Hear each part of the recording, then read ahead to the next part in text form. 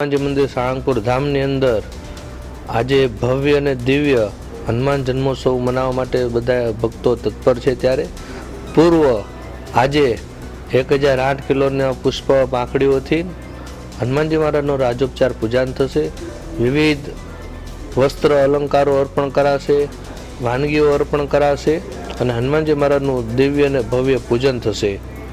રાત્રિ કાર્યક્રમની અંદર પણ સુંદર મજાનું આતશબાજી, મહાઆરતી, નૃત્યની સાથે શાર્પી લાઇટ એન્ડ સાઉન્ડ શો છે, તેમજ લોક ડાયરો પણ સુંદર મજાનું આયોજન કરેલું છે, જેમાં કીર્તિદાનભાઈ ગઢવી, રાજ ગઢવી અને બિરજુભાઈ બારોટ એ આવનારા તમામ દાદાના ભક્તોને આનંદિત અને હનુમાનજી મહારાજના ભજનોના માધ્યમથી મંત્રમુગ્ધ કરનાર છે।